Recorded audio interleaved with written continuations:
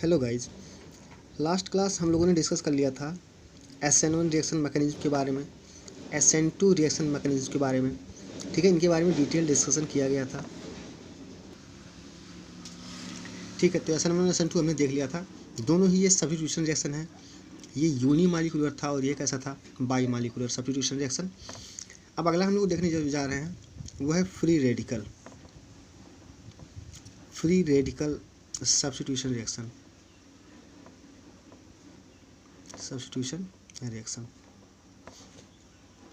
तो free radically में जैसे सब एक एग्जांपल लेके चलते हैं कि CH4 plus Cl2 in the presence of sunlight, ये जब रिएक्ट करता है तो क्या फॉर्म करता है, ये CH3Cl एंड प्लस HCl। ठीक है, लेकिन ये तो डायरेक्ट प्रोडक्ट हो गया। प्रोसेस क्या रहे होंगे, इसके अंदर कैसे प्रोसेस इन्वॉल्व रहे होंगे, उनको चेक करना है हम लोगों को। तो इसमें हम जानते हैं, पहले से ही नोट्स में मिल जाएगा आपको कि ये 3 स्टेप का रिएक्शन मैकेनिज्म इसका होता है। इसमें पहला स्टेप हमारा क्या था, पहला स्टेप था हमारा चेन इनिशिएशन, और दूसरा स्टेप हमारा क्या होता है, चेन प्रोग्रेशन, और थर्ड स्टेप क्या था, चेन टर्मिनेशन, मतलब ख़त्म हो जाना। तो चेन इनिशिएशन मतलब शुरुआत कैसे होती है इस रिएक्शन की। तो देखो, क्लोरीन जो है आपका, क्लोरीन सनलाइट इस वाले बॉन्ड पे टकराता है जहाँ पे 2 इलेक्ट्रॉन थे, है ना। हर बॉन्ड में 2 इलेक्ट्रॉन होता है, आप जानते ही हो, एक इनका। तो जब सनलाइट यहाँ पे टकराता है तो ये होमोलिटिक क्लीवेज हो जाता है इस बॉन्ड का, और इससे हमें क्या मिलता है, इससे हमें 2Cl प्री रेडिकल जनरेट होते हैं यहाँ से। क्लियर हो गई बात। अब ये जो भी Cl प्री रेडिकल जनरेट हुआ, ये Cl प्री रेडिकल ऐसे तो रहेगा नहीं, क्योंकि ये अनस्टेबल फील करेगा इस केस में, और ये स्टेबल होने के लिए कार्बन हाइड्रोजन किसी न किसी से तोड़ेगा ताकि ये स्टेबल हो जाए। तो ये करता क्या है, ये फ्री रेडिकल आपका यहाँ से इस हाइड्रोजन को वो प्री रेडिकली तोड़ ले जाता है। प्री रेडिकली का मतलब कि यहाँ पे एक इलेक्ट्रॉन ऐसे, देख लो। तो ये Cl प्री रेडिकल क्या करेगा, इस H यहाँ से प्री रेडिकल को तोड़ ले जाएगा और HCl का फॉर्मेशन कर लेगा। ठीक है, और बाकी ये बच जाएगा, जो बचेगा पार्ट, वो देखो क्या बचा, वो बचा आपका C प्री रेडिकल, H और H। तो ये हमारा इंटरमीडिएट होता है इस केस में। ये फ्री रेडिकल इंटरमीडिएट है। ठीक है, और फ्री रेडिकल जब इंटरमीडिएट होता है, उसकी अगर स्टेबिलिटी की बात की जाए तो स्टेबिलिटी में जो फ्री रेडिकल होते हैं वो 3 डिग्री का सबसे ज़्यादा होता है, फिर 2 डिग्री का होता है, फिर 1 डिग्री का होता है। ये तो है stability order of free radical. समझ में बात। आप नोट्स में जाके चेक कर लेना पिछले साल का, वहाँ पे ढेर सारे दिए गए होंगे इस तरह के, कि जितने भी ज़्यादा यहाँ पे अल्काइल ग्रुप लगे होंगे वो उतना ही ज़्यादा क्या होगा, स्टेबल होगा। जो कार्बोकैटायन का यानी कि C+ वाले का जो स्टेबिलिटी ऑर्डर था, वही स्टेबिलिटी ऑर्डर इन सब के लिए भी होता है। ठीक है, तो आप आसानी से निकाल सकते हो कौन सा ज़्यादा स्टेबल होगा, कौन सा कम स्टेबल होगा, कहाँ से बन के प्रोडक्ट जो निकलेगा वो आसानी से बन जाएगा। तो चलो, पहला स्टेप हमने देख लिया। फर्स्ट स्टेप हमारा क्या था, चेन इनिशिएशन। सनलाइट टकराया क्लोरीन से, क्लोरीन टूटा यहाँ से, Cl प्री रेडिकल बना। अब Cl प्री रेडिकल क्या करेगा, आगे बढ़ेगा, और इसे बोलते हैं चेन प्रोग्रेशन, यानी कि ये चेन आगे बढ़ गया।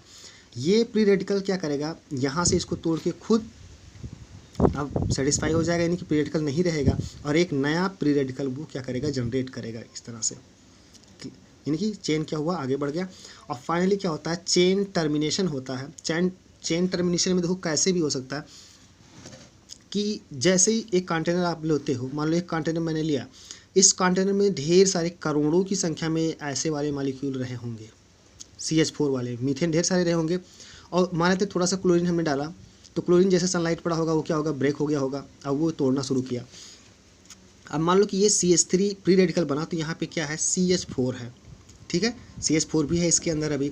तो हो सकता हो ये जो प्री रेडिकल है ये फिर से क्या करे, यहाँ से हाइड्रोजन को तोड़ ले जाए, फिर से मीथेन बन जाए, यहाँ प्री रेडिकल जनरेट हो जाए। ये भी प्रोसेस चलता रहेगा, लेकिन उससे कोई फ़ायदा नहीं होगा हमें। तो फ़ायदा किससे होगा कि ये प्री रेडिकल जब Cl प्री रेडिकल के कॉन्टेक्ट में आ जाए तो ये क्या प्रोडक्ट बना लेगा, CH3Cl मेथाइल क्लोराइड का फॉर्मेशन हो जाएगा। तो ये था आपका लास्ट स्टेप, जिसे आप क्या बोलो, चेन टर्मिनेशन, जहाँ पे सारे के सारे प्री रेडिकल ख़त्म हो जाते हैं, एक भी प्री रेडिकल नहीं रह जाता है इसके अंदर, सब कंज्यूम हो जाते हैं, कनेक्ट होके ख़त्म हो जाते हैं। ठीक है, तो उसे हम क्या बोलते हैं, टर्मिनेशन। समझ में आ गई होगी बात।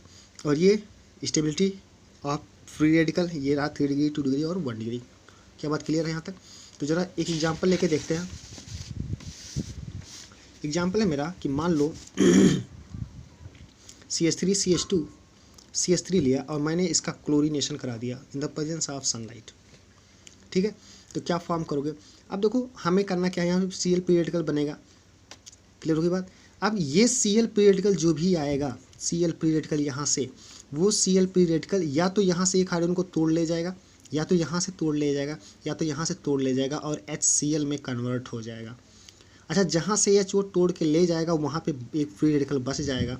मान लो यहाँ से तोड़ के ये हाइड्रोजन ले जाता है यहाँ से, तो यहाँ क्या बचेगा? CH2 प्री रेडिकल बचा, फिर CH2 और CH3, तो बचा CH3, CH2 and CH2 pre radical. क्या बात समझ में? और ये किस में कन्वर्ट हो गया? ये HCl में कन्वर्ट हो जाएगा। तो अब एक नया प्री रेडिकल आ गया हमारे सामने, ये हमारा इंटरमीडिएट है।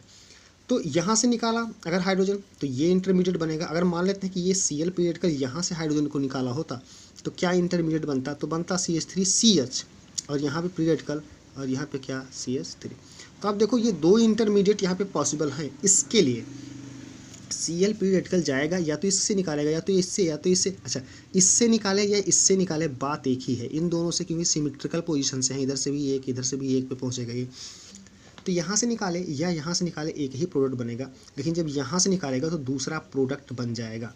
यानी कि अगर हम ये वाला प्री रेडिकल लेके चलेंगे तो Cl जो जुड़ने वाला है Cl वो यहाँ से आके जुड़ जाएगा, इस वाले कार्बन से Cl जुड़ जाएगा और प्रोडक्ट क्या आएगा? प्रोडक्ट आएगा CH3, CH2, CH2, Cl। अगर यहाँ से प्रोडक्ट बनाएंगे हम तो देखो क्या आएगा? तो आएगा CH3, CH Cl बीच में जुड़ जाएगा इस वाले कार्बन पे, जहाँ से वैलेंसी खाली वहाँ जुड़ेगा और क्या? CH3। आप देख लो, तो इस तरह से ये दो प्रोडक्ट पॉसिबल है, एक ये बन सकता है और एक ये बन सकता है। अगर बात किया जाए कि इन दोनों में सबसे ज़्यादा कौन सा क्वांटिटी में बनेगा, यानी कि हमारा इन दोनों में से कौन सा मेजर प्रोडक्ट होगा, तो कौन सा होगा? वो प्रोडक्ट मेजर होगा जिसका इंटरमीडिएट ज़्यादा स्टेबल होगा। तो अगर इस दोनों में देखो तो ये 2 डिग्री का है, दिस वन इज 2 डिग्री, और ये कैसा आपका 1 डिग्री का है। तो हम जानते हैं जो प्री रेडिकल होगा वो 2 डिग्री का ज़्यादा स्टेबल होता है 1 डिग्री से, यानी कि इसको बनाने में बहुत कम एनर्जी लगी होगी और ये ईजिली बन गया होगा। और इसीलिए क्या होगा? ये वाला जो प्रोडक्ट होगा ये सबसे ज़्यादा क्वांटिटी में आपको मिलेगा और ये वाला क्या मिलेगा? बहुत कम क्वांटिटी में मिलेगा। तो ये हमारा माइनर प्रोडक्ट हुआ, दिस वन इज माइनर, और ये हमारा कैसा होगा? Major product. क्या बात समझ में आ गया यहाँ तक? तो ये प्री रेडिकल रिएक्शन मैकेनिज्म हमेशा ही ऐसे ही चलेगा। कभी कभी हम लोग क्या करते हैं, इसे CCl4 के प्रेजेंस में ले लेते हैं। CCl4 सनलाइट के बजाय कभी कभी हीट दे देता है, तभी वो फ्री रेडिकल रिएक्शन मैकेनिज्म होता है, heat in the presence of CCl4। समझो बात को? तो बहुत कम मिलेंगे ये सब करने के लिए, मतलब इस तरह के, लेकिन इम्पॉर्टेंट है ये। समझ में बात को? इसको हम बहुत ज़्यादा यूज नहीं कर सकते इस मेथड का। मान लो कि मुझे ये मेथाइल N प्रोपाइल क्लोराइड बनाना था, मतलब ये वाला N प्रोपाइल क्लोराइड बनाना है, तो मैं ये रिएक्शन नहीं ले सकता, क्योंकि ये रिएक्शन अगर मैं लेता हूँ तो सिर्फ और सिर्फ N प्रोपाइल क्लोराइड नहीं बनेगा, बल्कि क्या होगा? 2 क्लोरो प्रोपेन का फॉर्मेशन भी होगा साथ में, यहाँ पे तो, या आइसो क्लोरोप्रोपेन का फॉर्मेशन होगा। तो ये दोनों ही बनेंगे। इसका मतलब क्या हुआ कि ये दो चीज़ों का मिक्सचर देने वाला है ये वाला जो रिएक्शन है। ठीक है, तो किसी पार्टिकुलर किसी एक को बनाने के लिए हम इसका यूज नहीं कर सकते। ठीक है, क्योंकि ये हमेशा ही क्या देगा? ढेर सारे प्रोडक्ट का एक मिक्सचर देने वाला है। अब कोई ज़रूरी थोड़ी है कि यही दोनों दे, इसके अलावा भी और प्रोडक्ट हो सकते हैं। कैसे? मान लो कि ये वाला प्री रेडिकल देखो क्या क्या प्रोडक्ट हो सकते हैं। अगर इस रिएक्शन से मैं बात करूँ क्या क्या प्रोडक्ट हो सकते हैं, तो हमारे पास देखो क्या क्या प्री रेडिकल है। एक तो है CH3 CH2 प्री रेडिकल। ठीक है, ये प्री रेडिकल अगर मान लो कि प्रोपेन से ही कहीं टकरा गया तो CH3 CH2 CH3 इससे ही टकरा गया अगर मान लो ये, तो क्या करेगा? ये किसी एक हाइड्रोजन को यहाँ से ट्रैप करके फिर से प्रोपेन में बदल जाएगा। अगर मान लो हो सकता हो कि यहाँ से, या ऐसा भी तो हो सकता है कि एक और प्री रेडिकल जो हमारा था CH3 CH प्री रेडिकल और CH3 ये आपस में एक दूसरे के आमने सामने आ जाएं, तो क्या होगा? ये दोनों भी तो कनेक्ट हो जाएंगे इस तरह से। तो ये नंबर ऑफ प्रोडक्ट पॉसिबल है इस केस में, एक मिक्सचर मिलने वाला है, और इसीलिए कोई ये बेस्ट मेथड तो है ही नहीं। एल्काइल हैलाइड की प्रिपरेशन के लिए this is not the best method. क्या बात समझ में आ गया? लेकिन प्रोसेस क्या था, कैसे ये रिएक्शन होता है हमने समझ लिया। अब एक और क्वेश्चन करते हैं। मान लो एक बड़ा सा कंपाउंड में देता हूँ CH3 CH3 CH2 CH3। अगर मैं इसका क्लोरीनेशन कराऊँ Cl2 से reaction in the presence of sunlight, अब आपसे मैं पूछूं कि बताओ कितने नंबर ऑफ प्रोडक्ट पॉसिबल है यहाँ पे, और सबसे ज़्यादा मेजर प्रोडक्ट आपका कौन सा होगा, या सबसे ज़्यादा क्वांटिटी में कौन सा प्रोडक्ट बनेगा। तो आप कैसे करोगे, आप देखोगे डिफरेंट डिफरेंट टाइप्स के हाइड्रोजन कितने हैं। यहाँ से देखो, अगर हाइड्रोजन निकालोगे तो प्रोडक्ट बनेगा, यहाँ से निकाले तो अलग प्रोडक्ट बनेगा, यहाँ से निकाले तो अलग प्रोडक्ट बनेगा, यहाँ से अगर हाइड्रोजन निकाले तो अलग प्रोडक्ट बनेगा। ठीक है, यहाँ से निकालो या यहाँ से निकालो, इन दोनों में तो सिमेट्रिकल पोजीशन पे है। कहाँ से, इधर से भी चेन आप ले सकते हो, और चाहो तो चेन इधर से ले सकते हो, सेम नंबर ऑफ कार्बन होंगे। तो इस कार्बन के रिस्पेक्ट में ये दोनों सिमेट्रिकल पोजीशन पे हैं। तो यहाँ से निकालेगा अगर हाइड्रोजन, या यहाँ से निकालो, तो दोनों ही क्या होगा, सेम प्रोडक्ट देने वाले हैं। तो कितने प्रोडक्ट बन जाएंगे, यहाँ से अगर मैं हाइड्रोजन को निकालता हूँ और उसकी जगह Cl लगाता हूँ तो एक प्रोडक्ट यहाँ से मिल जाएगा, यहाँ से भी एक प्रोडक्ट मिल जाएगा हमें, है ना, दूसरा प्रोडक्ट यहाँ से मिल जाएगा। अगर मैं यहाँ से एक हाइड्रोजन हटाऊँ और उसकी जगह क्या लगा दूँ, Cl लगा दूँ, तो यहाँ से एक प्रोडक्ट मिल जाएगा, यानी कि पूरा। और तीसरा, यहाँ का अगर मैं हाइड्रोजन हटाऊँ तो यहाँ से भी हमें क्या मिल जाएगा, एक प्रोडक्ट मिल जाएगा। अगर यहाँ से निकालूँ या यहाँ से निकालूँ तो एक प्रोडक्ट हमें और मिल जाएगा, वो कितना होगा, 4। तो देखो आप, टोटल 4 प्रोडक्ट पॉसिबल है इस केस में। समझ पाए ना बात को। अगर मैं लिखना चाहूँ तो मैं लिख सकता हूँ, सारे प्रोडक्ट लिख सकता हूँ। हाँ लिख सकते हो, देखो कैसे, CH3 C, CH3 CH है यहाँ पे C, फिर CH2, और यहाँ पे देखो एक ऐसे निकालो, क्या लगा दो, Cl, तो क्या हो जाएगा, ये CH2Cl हो गया। CH2 हो चाहे बचेगा ना, एक हाइड्रोजन निकालोगे तो CH2 बचेगा और साथ में एक Cl आएगा। तो ये रहा आपका प्रोडक्ट। तो ये रहा पहला प्रोडक्ट। अगर दूसरे की बात करो तो दूसरा प्रोडक्ट कुछ इस तरह से आएगा, CH3 CS CH3। अब की बारी यहाँ से हाइड्रोजन निकलेगा तो एक हाइड्रोजन बचेगा, यहाँ पे 2 है ना, तो एक बच जाएगा। क्या बचेगा, CH और एक क्लोरीन आ जाएगा, और यहाँ पे क्या होगा, ये CH3। तो ये आपका दूसरा प्रोडक्ट हो गया। तीसरे की बात करें तो ये वाला हाइड्रोजन हटा दो आप यहाँ से, इस वाले कार्बन का जो हाइड्रोजन हटा दो, तो देखो क्या आएगा, तो आएगा CH3 CCl CH3, और यहाँ पे क्या आएगा, CH2 CH3। यहाँ पे देखो Cl अब की बार इस वाले से कनेक्ट हो गया। एक और बनेगा, यहाँ से निकालो अगर, तो वहाँ से अगर मैं निकाल दूँ तो क्या बनेगा, CH3 CH CH2 Cl, फिर CH2 और CH3। बस एक हाइड्रोजन को हमने रिप्लेस किया और उसकी जगह क्या लगा दिया, Cl। तो ये रहा आपके 4 प्रोडक्ट पॉसिबल हैं, 1 2 3 एंड 4, 4 प्रोडक्ट। अब इसमें से आपसे क्या पूछा गया कि इसमें से कौन सा सबसे ज़्यादा मेजर प्रोडक्ट होगा हमारा, तो कौन सा मेजर होगा, वो मेजर ज़्यादा होगा जो मोर स्टेबल इंटरमीडिएट से बना होगा है ना। तो इसमें से देखो सबसे ज़्यादा स्टेबल कौन सा होगा, अगर मैं प्री रेडिकल बना के दिखा दूँ आपको, तो CH3 C CH3, यहाँ पे हाइड्रोजन अगर आप निकालोगे तो यहाँ पे प्री रेडिकल बनेगा CH2 CH3। एक ये रहा, यहाँ से निकालोगे तो प्री रेडिकल यहाँ पे आएगा, यहाँ से निकालोगे तो प्री रेडिकल यहाँ पे आ जाएगा, है ना। तो ये वाला जो है वो 3 डिग्री का है, सबसे ज़्यादा स्टेबल ये है, ठीक है। और इसीलिए इससे जो बना हुआ आपका प्रोडक्ट है वो क्या होगा, मेजर होगा। क्या बात क्लियर हो गई। तो इस तरह से ये फ्री रेडिकल रिएक्शन मैकेनिज्म आप समझ गए होंगे, 3 स्टेप का प्रोसेस, ठीक है, इनिशिएशन, प्रोग्रेशन एंड टर्मिनेशन। और ये भी आप डिटरमाइन करना सीख गए हो कि कितने नंबर ऑफ प्रोडक्ट किसी गिवन मॉलिक्यूल से आप बना सकते हो। तो आप डिफरेंट टाइप्स के हाइड्रोजन को काउंट करोगे और उन सभी जगह पे क्या करोगे, Cl से रिप्लेस करके, और सारे प्रोडक्ट आप लिख सकते हो क्लियर है बात। तो इस मेथड से हम लोग क्या क्या करा सकते हैं, इस मेथड से हम लोग क्लोरीनेशन करा सकते हैं, क्लोरीनेशन करा सकते हैं, ब्रोमीनेशन भी करा सकते हैं, ब्रोमीनेशन करा सकते हैं इस मेथड से। यानी कि Br2 ले लो आप यहाँ पे, और यहाँ पे HNU ले लो, है ना। तो क्लोरीनेशन बहुत ही बढ़िया होता है इसका।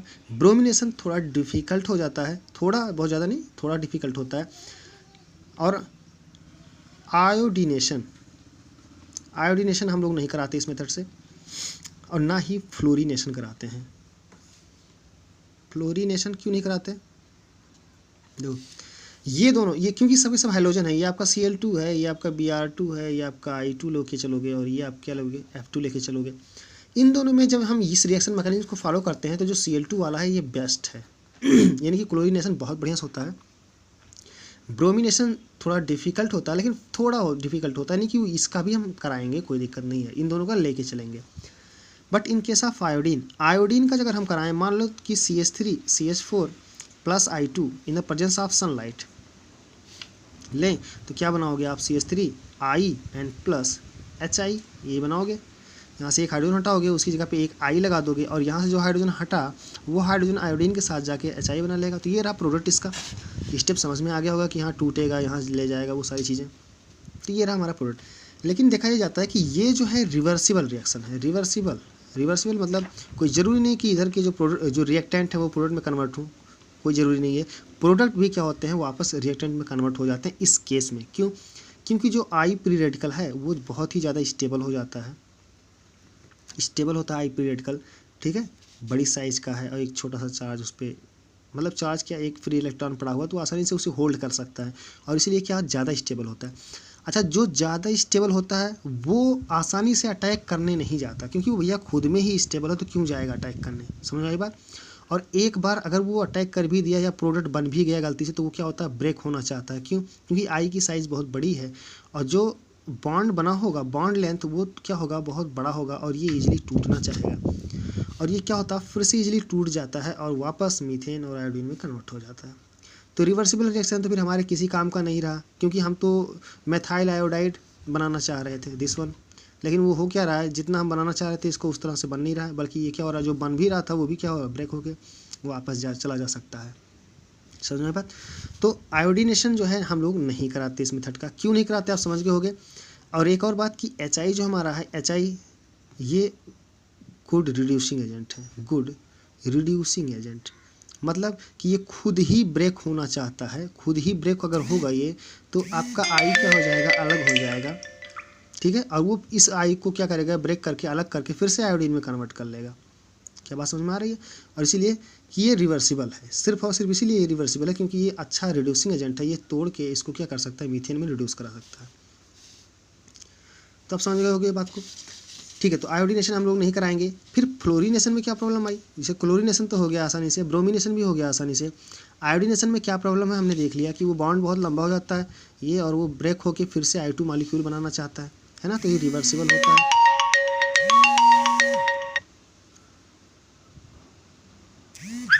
ठीक है। अब फ्लोरीनेशन क्यों नहीं कराते हम लोग। फ्लोरीनेशन में देखो क्या प्रॉब्लम है कि फ्लोरीन जो है वो मोस्ट रिएक्टिव है, फ्लोरीन इज मोस्ट रिएक्टिव, और अगर फ्लोरीन मोस्ट रिएक्टिव है तो उसको कंट्रोल कर पाना हमारे बस की बात नहीं होती है। मतलब कहना क्या चाह रहा हूँ मैं, देखो मैं ये कहना चाह रहा हूँ कि मान लो मैं CH3 लेके चलूँ, एथेन को इसका फ्लोरीनेशन कराऊँ in the presence of sunlight, ठीक है, तो ये क्या बनाएगा, कुछ कहा नहीं जा सकता। क्यों? क्योंकि ये F2 आपका इतना हाईली रिएक्टिव है, इतना हाईली रिएक्टिव है कि सनलाइट तो छोड़ ही दो, सनलाइट तो छोड़ ही दो, अंधेरे में भी, अंधेरे में भी ये फ्लोरीन इसको छोड़ेगा नहीं, तोड़ के रख देगा। अच्छा, ये किसको तोड़ेगा, क्या एक हाइड्रोजन हटाएगा, बिल्कुल भी नहीं। ये एक हाइड्रोजन सिर्फ नहीं हटाएगा, बल्कि ये हाइड्रोजन को तो हटाएगा ही हटाएगा, जितने हाइड्रोजन हैं सबको हटा देगा एक एक करके, और जितने यहाँ पे CC बॉन्ड जो है, ये CC बॉन्ड इसको भी वो तोड़ सकता है, यानी कि यहाँ से प्रोडक्ट जो बनेगा, फाइनल प्रोडक्ट CF4 + CF4 बनेगा, समझ में आई बात, और बाकी सब HF जो भी बचेंगे, ये फाइनल प्रोडक्ट होगा हमारा। यानी कि कहाँ रुक जाएगा, बीच में कुछ कहा नहीं सकता, एक एक करके सारे हाइड्रोजन को वो गायब कर सकता है, CC बॉन्ड को भी वो क्या कर सकता है, ब्रेक कर सकता है। वो डिपेंड करेगा कि इसकी क्वांटिटी कितनी है, कितना आपने ले रखा है, उसी हिसाब से वो पूरा का पूरा रिएक्ट हो जाएगा, कुछ भी नहीं बचेगा इसका, छोड़ेगा नहीं, इन लोगों को सबको तोड़ के रख देगा। यानी कि हम लोग जो कुछ बनाना अगर चाह रहे थे, हम बनाना क्या चाह रहे थे, हम बनाना चाह रहे थे कि CH3F बन जाए, मेथाइल फ्लोराइड का फॉर्मेशन हो जाए, लेकिन ऐसा नहीं हो पाया। क्यों? क्योंकि ये मोस्ट रिएक्टिव है, और अगर इसको हम इस तरह से डायरेक्ट कराते हैं हाइलोजिनेशन मेथड से, तो वो क्या होने वाला है, कौन सा प्रोडक्ट बनेगा कुछ कहा नहीं सकता। ये रिएक्शन अनकंट्रोल्ड है और ये बिल्कुल विस्फोट के साथ ये चीज़ क्या होता है, ये रिएक्ट करता है, बिल्कुल पॉपअप साउंड, बिल्कुल तर तर तर तर की आवाज़ के साथ ये रिएक्शन होगा, समझो बात को। और क्योंकि इसे हम कंट्रोल नहीं कर सकते, अपने डिजायर्ड प्रोडक्ट तक आसानी से पहुंच नहीं सकते, और इसीलिए हम लोग क्या करते हैं, कभी भी फ्लोरीनेशन नहीं कराते। This method is not applicable. बात समझ में आ गई। तो हम लोग इस मेथड का यूज़ नहीं करते। तो अब समझ गए होंगे कि हम लोग हाइलोजिनेशन या फ्री रेडिकल रिएक्शन मैकेनिज्म क्या था। क्लियर हो गई बात। कोई भी फ्री रेडिकल रिएक्शन मैकेनिज्म होगा वो 3 स्टेप में चलने वाला है इस तरह से। और 3 डिग्री का जो फ्री रेडिकल था, कार्बोकैटायन फ्री रेडिकल, वो ज़्यादा स्टेबल होगा, फिर 2 डिग्री का, फिर 1 डिग्री का, ये बात ध्यान रखना। अगर रिएक्टिविटी की बात की जाए, रिएक्टिविटी, तो रिएक्टिविटी में देखो फ्लोरीन सबसे ज़्यादा है, फिर कौन सा आपका क्लोरीन है, फिर कौन सा है ब्रोमीन है, और फिर सबसे बेकार कौन सा है आपका आयोडीन है। This is the reactivity for halogen, ठीक है, हाइलोजन की रिएक्टिविटी है ये।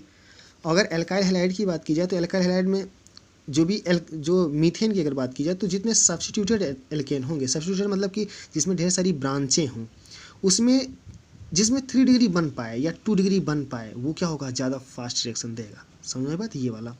तो उस केस में 3 डिग्री, 2 डिग्री और 1 डिग्री का जो आपका एल्केन होगा, एल्केन के लिए ये रिएक्टिविटी ऑर्डर है और हाइलोजन के लिए आपका ये रिएक्टिविटी ऑर्डर है। क्लियर हो गई बात। तो इस तरह से हम लोगों ने फ्री रेडिकल रिएक्शन मैकेनिज्म देखा। अब नेक्स्ट हम लोग देख रहे हैं